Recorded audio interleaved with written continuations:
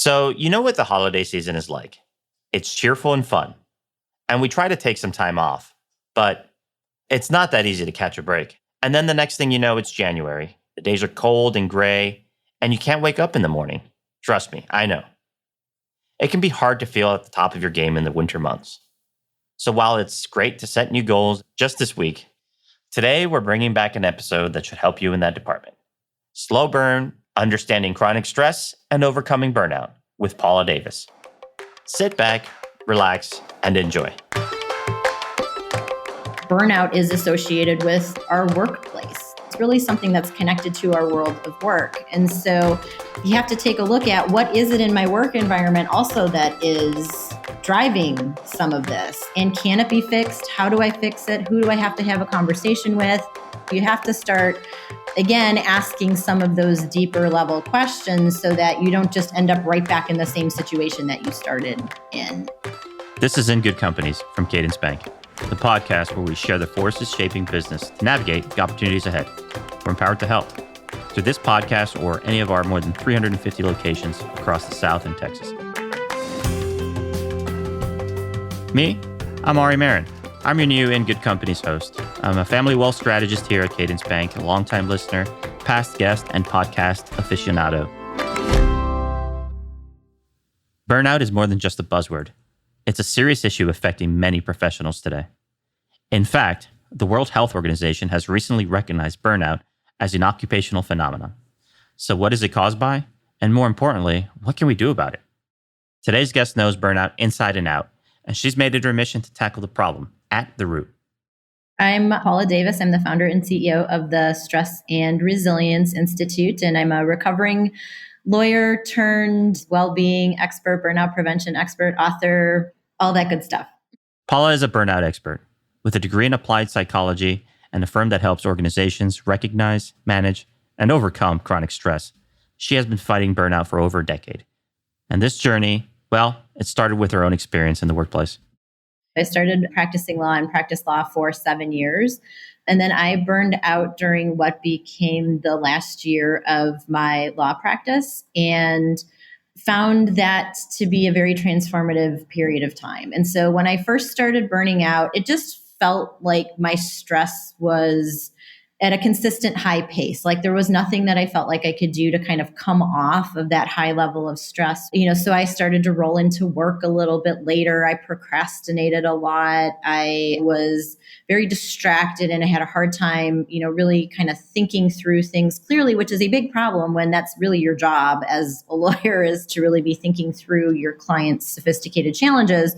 I got really annoyed and frustrated by people, and that's not my normal personality, right? So I would close my office door and I would just think to myself, please don't bother me. Please don't come find me. Please don't send me an email. Please don't seek me out, because I knew I just didn't have the bandwidth to deal with all of that. Obviously, nobody else knew kind of at that point what I was going through. Yep. In a former life, Paula spent 7 years at a law practice where she was overworked and overwhelmed. She struggled to manage her responsibilities, lost enthusiasm and purpose, and then it caught up with her. Eventually, someone from the general counsel's office came down to my office and she's like, "Are you okay? Like, we're just kind of noticing that you're typically the last one in each day." And I'm like, "Ooh, I've gone too far." And so I need to kind of rein it in a little bit. So Paula found herself at a crossroad. And through personal introspection and a career change, she turned her life around. It was a very interesting and kind of long and drawn out process. But I ended up hiring a coach and, was just thinking about like wanting to bounce some career ideas off of her. And she had just finished the Master in Applied Positive Psychology program at the University of Pennsylvania. And so I said, "What is that? My undergrad is in psychology. I love psychology." I applied and was accepted. And I didn't really have a set idea about what I was looking for or what I was going to get from that program. I just knew that there had to be something within it that would help me kind of launch whatever my next stage was going to be. And so really, I never looked back. So you see, Paula's burnout was a slow burn. It crept in long-term through high levels of stress, difficult communication, and a lack of enjoyment from her work. Paula emerged from burnout because she questioned her professional aspirations and made significant changes. But she really got to grips with what stress resilience means when she started her psychology training. And she learned resilience is both knowing your purpose and your personal challenges. For me, I didn't really start to recover from burnout until I left my law practice. I was into my master's studies. I stumbled across the research on burnout and then went, oh, wow, here's what I was going through. So I ended up diagnosing myself essentially, looked at it really almost exclusively through a me sort of lens, right? So what did I miss? What could I have done differently or better? And so I always talk to people about trying to understand your wiring, is what I call it. So for me, I'm very much a people pleaser. So it's hard for me to say no to things that I like and things that I enjoy, particularly around work. And I realize, wow, I have way too much on my plate. Like I've engineered myself into an unmanageable workload. So I've had to really understand that aspect of my personality. I'm a recovering perfectionist. So being a lawyer doesn't help with that when the message is it's got to be at an excellent level always, all the time. And so putting a lot of pressure on myself to have the right answer right away or to say the right thing right away. And I think sometimes people tend to think that like that makes them sort of flawed or bad or what have you. And that's not the case at all. It's just that these are really great traits. I've accomplished a lot because of all of those things.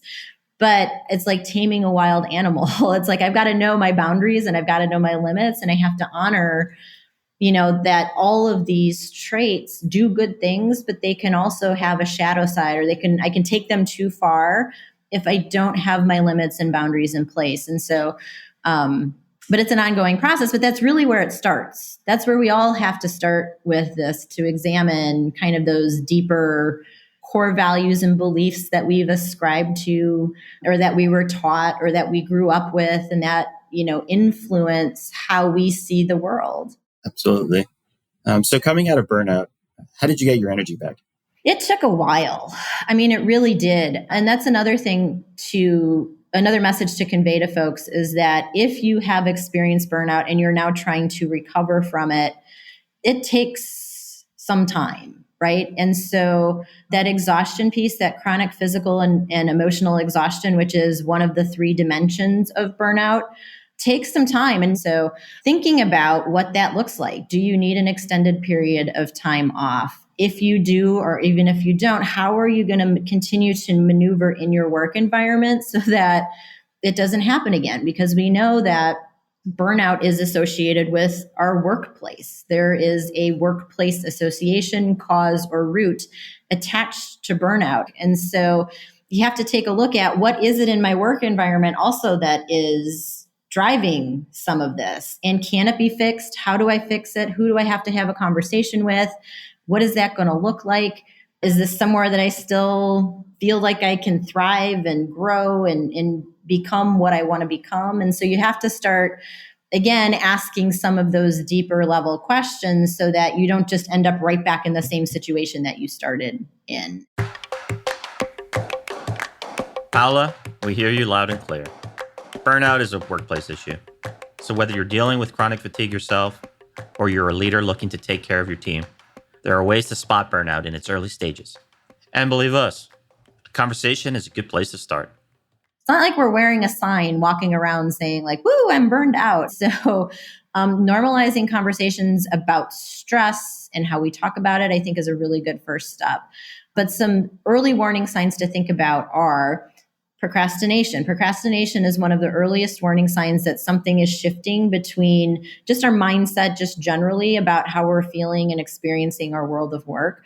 Like as a lawyer, I didn't have a true start time to my day, but I'd start rolling in like 10 minutes later, 15 minutes later, 30 minutes later. And I wanted to see how far I could push it because I really just didn't want to be at work, quite honestly, because I didn't have the energy to do that. And I was looking for pockets and ways of things to energize me.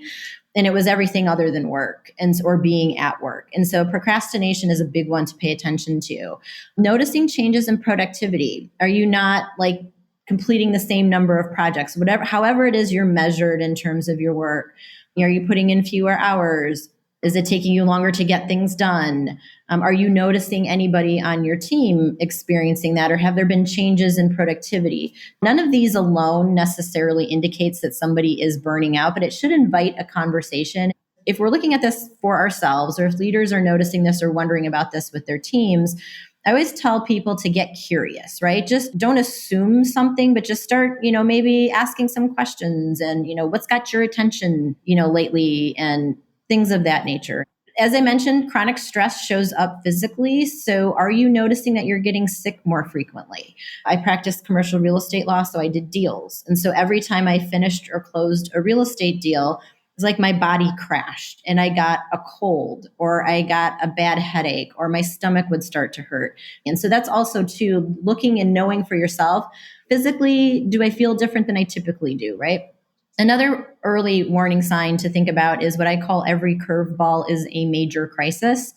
And so if you feel overloaded and overwhelmed, but you've sort of figured out how to manage through whatever you have to manage through, and somebody calls you or emails you or texts you or slacks you or comes to your office and says, hey, could you help me with just this one little thing?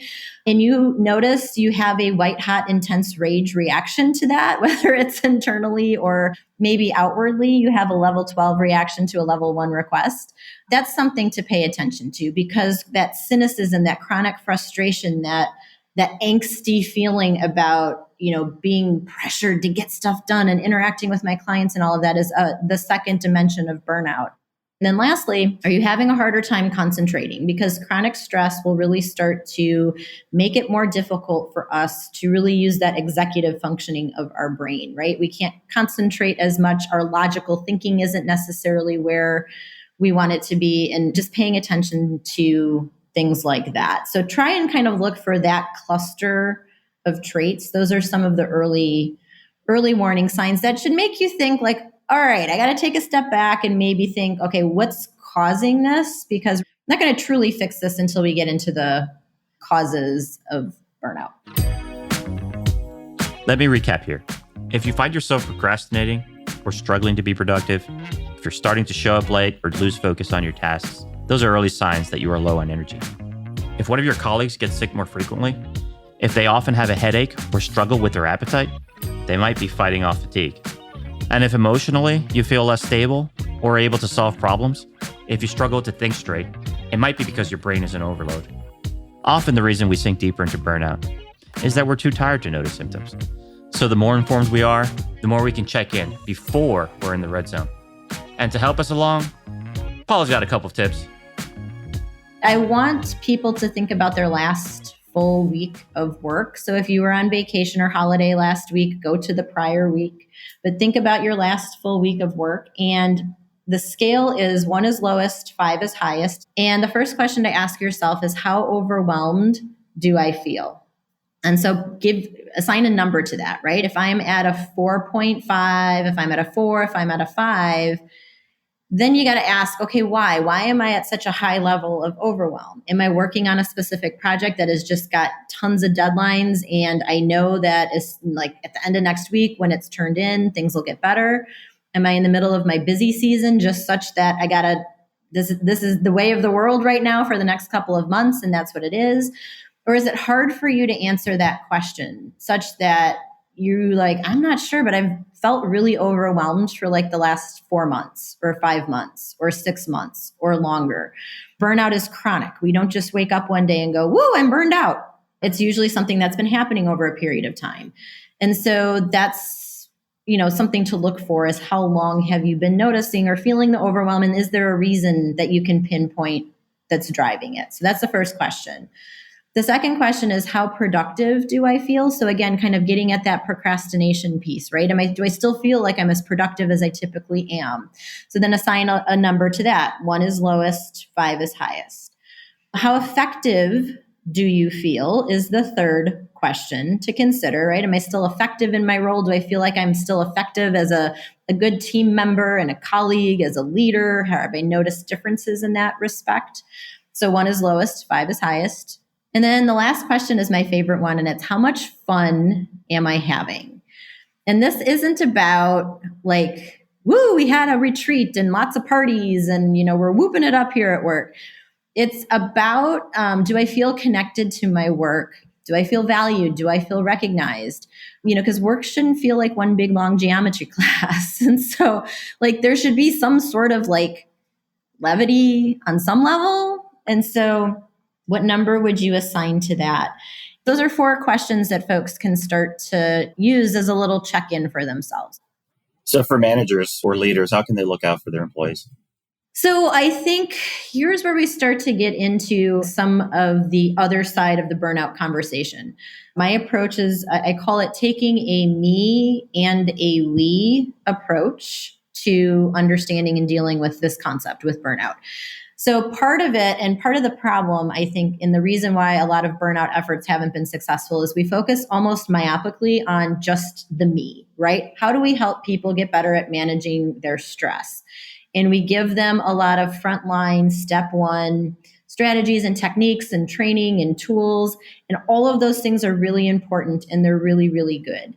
But they're not enough alone if we're not also having the we side of the conversation. And it's not a 50-50 split. The we side of the equation, which is the systemic issues, the culture issues, that what we know are the root demands and causes of chronic stress and burnout, oftentimes aren't known. They're not being talked about. They're not being addressed, and nothing's happening with that.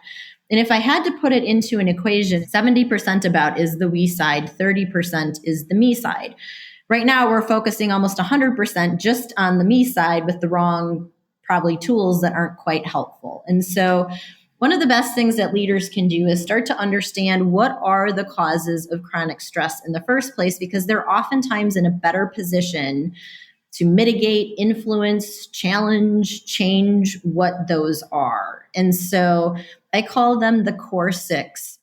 The core 6? To you, that might sound like a series of Marvel movies. But to Paula, it's the key to preventing burnout. The core 6 are significant causes and drivers of chronic stress. So let's pay attention here. The big root cause source drivers of chronic stress and burnout at work. The first one is unmanageable workload. Like, people just feel like they are drowning in work and, consistently trying to figure out how do we keep good talent? How do we keep people from walking out the door? It doesn't help when we're shortchanged. We don't have enough people. We have too many meetings. We're living in a culture of toxic productivity a lot of times. We reward people who work really late and who sacrifice family time and other things. And so that's a big one. The second one is lack of recognition. So do we feel like we're getting feedback about the things that we are doing right?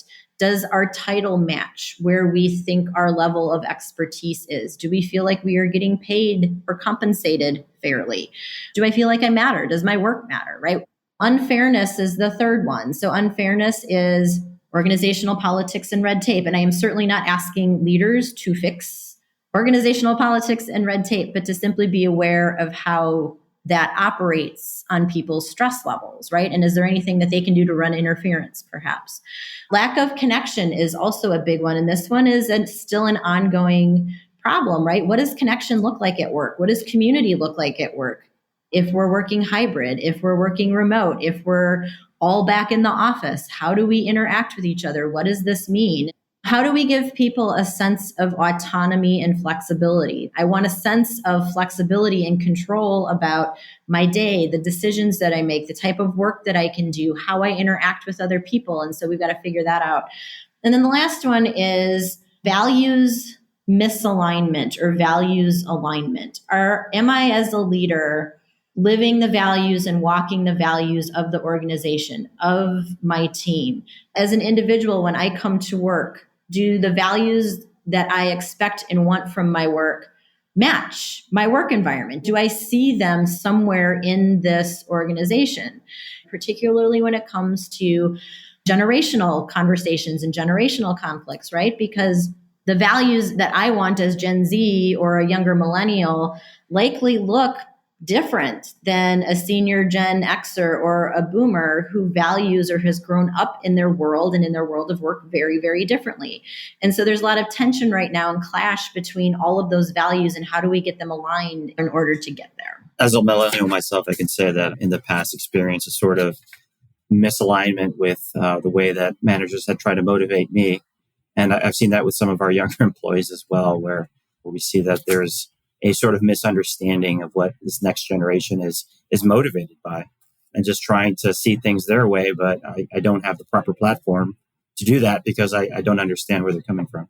Yes. And that's why, I talk about moving from like generational conflict to generational curiosity. It sort of goes back to what I was talking about earlier when I was saying, like, what are my core values and beliefs that I need to surface and label that affect how I was dealing with stress and that affect how I kind of operate in my world of work?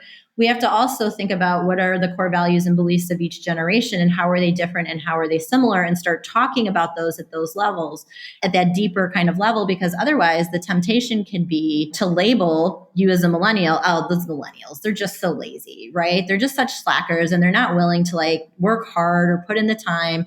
But when you understand the way that they grew up and were raised and moved through the world and the big life events that they experienced, they're not slackers or lazy. In fact, so I'm Gen X, right? The boomers, as a latchkey kid, right? Before daycare was popular in the 80s and all of that.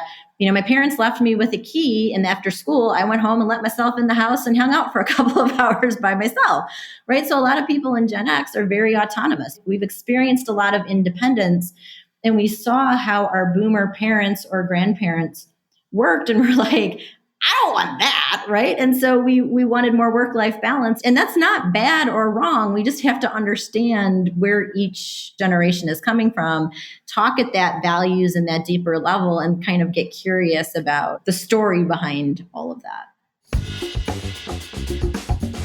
People come from different backgrounds, and of course, that shapes how they react to situations.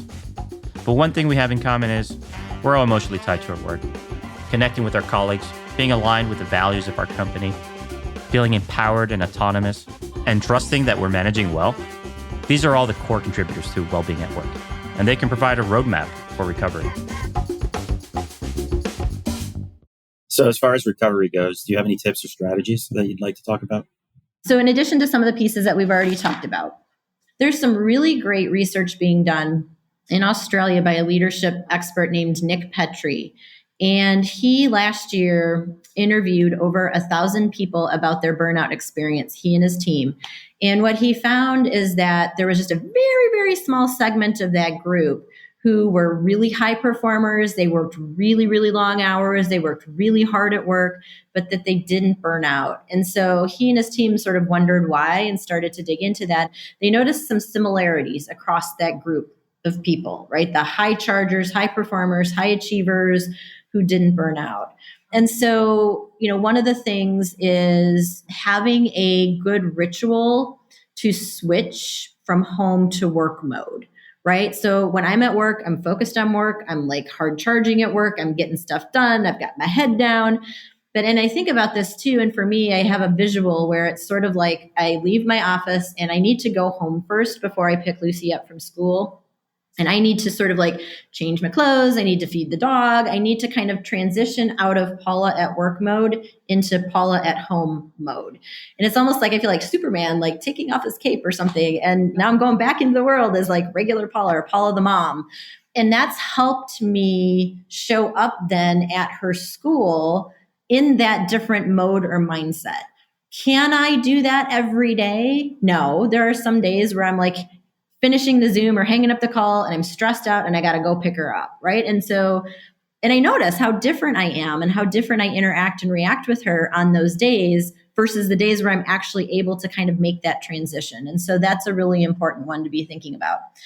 Another thing he's found is what he calls having an opposite world.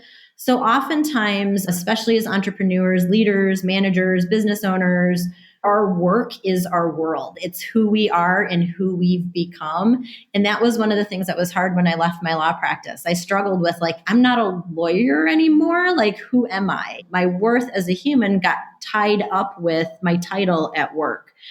And so what he talks about is having an opposite world. Who are you and what do you love to do when you're not at work, when you're not in that specific role? Are you a master gardener? Do you love to throw dinner parties? Are you a salsa dancer? Like, what are you and what do you love to do? And can you do more of that? Because that's part of what is helpful with that recovery and sort of detachment from work. The other thing that he found too, and this is going to be a tough one, it's a tough one for me still, but the folks who were kind of high achieving, hard charging, who didn't burn out, had a very clear phone strategy. So for example, almost none of them had their devices with them if they were eating dinner with their family and friends. They would know when they were going to set the phone aside and not go back to it for a period of time. They oftentimes left their phones in other rooms before they went to bed. But whatever it was that they did, their phones weren't just constantly in their faces and commanding their attention. And so I thought those were just a few kind of illuminating aspects from his research. Are there any self-help resources that you would recommend for people experiencing burnout?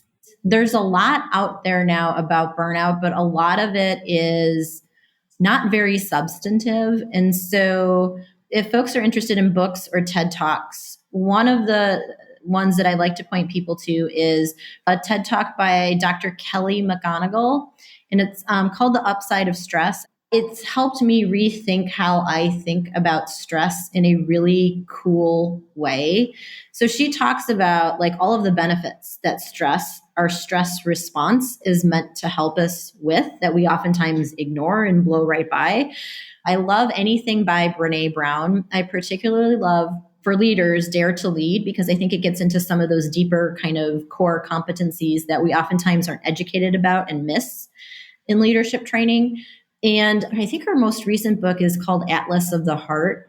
And it talks about emotional fluency and emotional vocabulary and getting better at when we feel stressed, what are the emotions that we're actually experiencing that are tied to that? Because we know when we label our emotions, it can diffuse the intensity of them. And then we can start to look at some of the root causes or sources. Another roadblock to recovery is stigma. Mental health issues are underreported in most workplaces for fear of what comes next. So how do we change our approach? Paula's answer is simple. Speak up. Let's open up conversations about mental health and start with our leaders. When I was telling you my story, I mentioned to you, I had a boss that I loved actually, and I still struggled to say anything. And I struggled whether I should say something because I thought, well, he's going to take work away from me. Is this going to get higher up the chain? Are people going to look at me differently and think that I can't handle it? As a lawyer, I have a license associated with my work. Is that somehow going to be impacted? And so there was a lot reputationally and then just functionally that I felt was on the line by saying something. And so I didn't. And I think this gets to also one of the core reasons why we still have such a hard time and burnout is still on the rise with things. And if there's one thing I learned from my work with the soldiers, how freeing and beneficial it is when you finally say something about what you're going through, because then you can get help. At least then you can start to have a conversation or the right conversation. And I think it starts with, first of all, leaders sharing their own stories of when they overcame a challenge, right? So they don't have to talk about their deep, dark personal secrets. But even if it's just confined to a work-related challenge, I've seen such enormous power and benefit come from a leader saying, like, wow, I was in the weeds with a project 2 years ago and I wasn't sleeping. And, we had all these outcomes and the team was wondering, could we finish it? And here's how we pulled through, right? Just hearing that you're not alone and that you're not the only one who has challenges, who has setbacks, who had a problem, and that you can overcome it, I think is absolutely huge. So it's that vulnerability piece. Just starting talking to your team about that, right? Just start talking about stress generally as your team. So it's as a team. So it's not such a foreign concept. I think if we can orient it around the fact that this is a workplace issue that requires everybody really to be participatory in, and it's not an individual failing of stress management or something's wrong with you or flawed with you, that I think in and of itself can go a long way as well. I'm going to broaden the conversation slightly here. In 2024, 38% of employees report having experienced burnout. Do you think that the flexible working that a lot of companies have in place is contributing to that? I think it depends on how it is used, right? So I think that what we tend to hear mostly with the flexibility conversation is around like the 4-day work week, for example. If we can kind of condense our work down into 4 days to give people some of that extra space, will that help potentially with burnout? And I think a lot of the research points to a very favorable type of answer to that, right? I don't know if a lot of industries are ready to kind of move in that direction, despite the research being quite favorable. But I think that for the most part, we have to think about flexibility as something that will help, right? And you can call it flexibility, you can call it autonomy, you can call it volition or control. But that lack of autonomy and control is a core 6 factor to driving stress and burnout. And so what happened was during the pandemic, when many of us had to work from home, we got a feeling and a sense now of what having that flexibility and control felt like, right? I could roll out of bed as long as I look presentable from the waist up. I can have my 3 Zoom calls and then I can go for a run if I want to. That flexibility feels really, really good. And so I think it's just people, particularly parents, particularly neurodiverse. I mean, people want to have the flexibility to be able to say, here's how and when I want to work.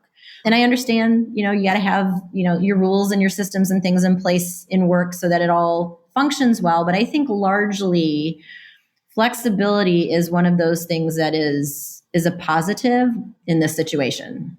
Well, I can just say from my personal experiences, the first time I experienced working from home, I had this like nonstop guilt if I wasn't working, where I felt like I was, I guess, being irresponsible. But I was more used to the sort of the flexibility. You can be at home once a week or whatever.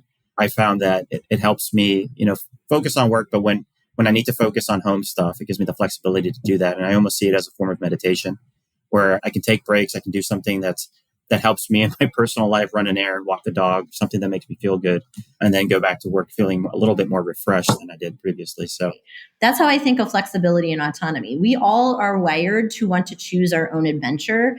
And the more that you allow me to be able to do that, the better I feel. There's a lot of research showing that it's one of our core psychological needs. So the lack of it is a driver of burnout, but when we get it, it boosts satisfaction. There's higher happiness, higher levels of engagement, lower turnover intention at work. And when we don't get it, higher levels of depression, higher levels of anxiety. And so as humans, we're wired to want to choose our own adventure, which doesn't mean we're going to run free and have no rules or limits or anything like that. But I think that the more that leaders and people can be aware of the fact of how important that really is, it's a core need that we have, that they can start to maybe think a little bit more how to involve or create the environment for that to happen. And a lot of people who work from home, will tell you that they're more productive doing so for the exact reasons that you just said, right?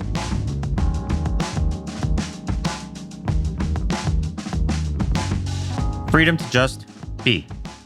I'm starting to think that's the big takeaway here. To break the vicious cycle of chronic fatigue, we need to regain autonomy and flexibility. When we're free to make the rules of our own professional lives, we're more likely to build something that really works for us, long term. That's what Paula learned on her journey. So we're coming towards the end of our discussion here. I'd like to know, when you look back on your journey of overcoming burnout, what is your biggest takeaway?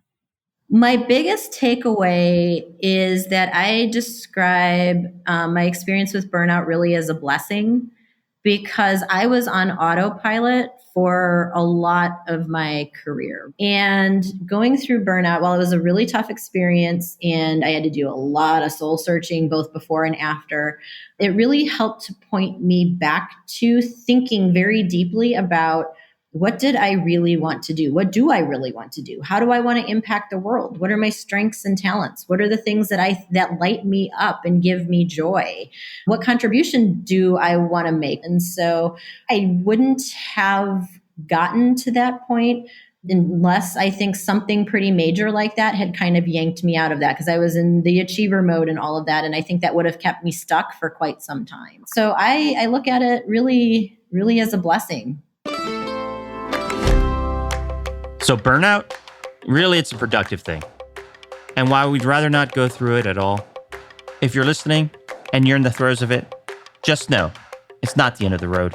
More like a fork in it. So remember, most burnouts build slowly, and it's hard to notice when we're slipping in. So if you start feeling unproductive, if you lack motivation and focus, or feel irritable and easily overwhelmed at work, you might be experiencing chronic fatigue. Burnout is both an individual and a collective issue. So to prevent it, we need to look both ways. On a personal level, start by identifying your work habits. Is your routine working for you? Are you managing your workload? Are you satisfied and fulfilled by the work you produce? When you're stressed, is this a temporary issue Or have you felt this way for a while? Take stock and try to find the root of your anxieties. Think about your life more broadly, too. When you know what brings you joy and peace, you can say, this doesn't suit me. Something needs to change. At the company level, let's look out for each other and think about our systems. Are there enough people on our teams? Is communication open? Do we know what contributes to well-being for our employees? And is everyone comfortable enough to report how they feel? When leaders talk about mental health and open up conversations, they build trust. At the end of the day, speaking out is always the first step. So remember Paula's advice. Say something. Burnout will continue to get worse unless and until we start to figure out the root causes and raise our hand and say, wait a second, something's going on. So saying something, whether, to coaches or therapists or health professionals, I think is really an important step.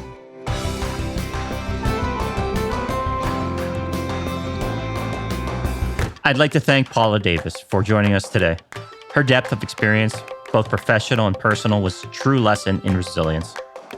She reminds us that there's always sunshine after the storm. And with that, I'll see you next week for another episode of our C-Suite series.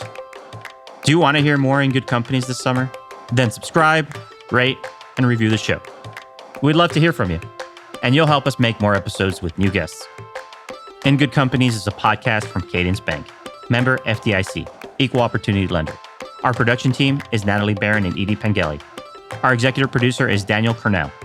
This podcast is made in collaboration with the team at Lower Street. Writing and production from Lise Lavati. Sound design and mixing by Ben Crannell. This podcast is provided as a free service to you and is for general informational purposes only. Cadence Bank and its affiliates make no representation or warranties as to the accuracy, completeness, or timeliness of the content in the podcast. The podcast is not intended to provide legal, accounting, or tax advice and should not be relied upon for such purposes. The views and opinions expressed by the host and guests in this podcast are solely their own current opinions regarding the subject matters discussed in the podcast and are based on their own perspectives. Such views, perspectives, and opinions do not reflect those of Cadence Bank or any of its affiliates or the companies in which any guest is or may be affiliated. The production and presentation of this podcast by Cadence Bank does not imply the expression of any opinion on part of Cadence Bank or any of its affiliates.